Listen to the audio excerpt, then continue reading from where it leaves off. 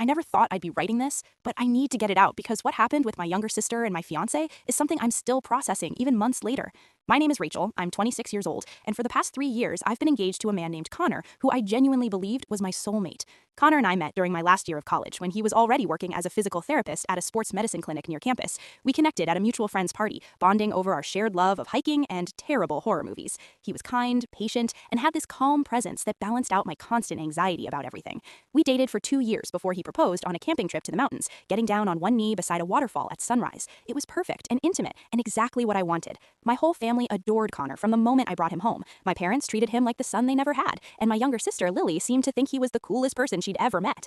Lily was 13 when I first started dating Connor, just entering that awkward middle school phase where everything feels dramatic and confusing. By the time we got engaged, she was 15 and suddenly very interested in spending time with us whenever Connor came over to my parents' house for family dinners or weekend visits.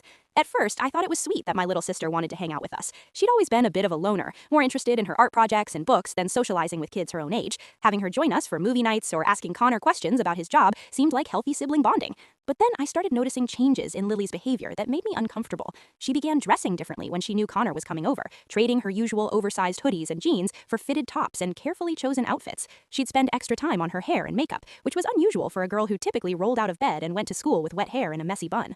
Lily started positioning herself near Connor at every opportunity. If he was helping my dad fix something in the garage, she'd suddenly appear offering to hand him tools. If he was in the living room watching a game, she'd plop down on the couch right next to him with her sketchbook, drawing while stealing glances at him every few minutes. The questions became more personal too. She'd ask Connor about his college experience, what kind of girls he dated before me, what he looked for in a relationship. She wanted to know about his workout routine at the gym, his favorite foods, his music preferences, every detail of his life like she was studying for a test. Connor always answered her questions politely and patiently, treating her the way you'd treat any curious younger sibling. He'd explain his physical therapy techniques when she asked about his work, recommend books when she wanted reading suggestions, and genuinely seemed to enjoy having conversations with her.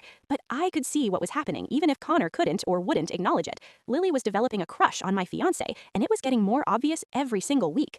She started finding excuses to text Connor directly. First, it was innocent stuff, like asking if he could pick her up from school when my parents were busy. Then it became questions. Click below to listen to full story.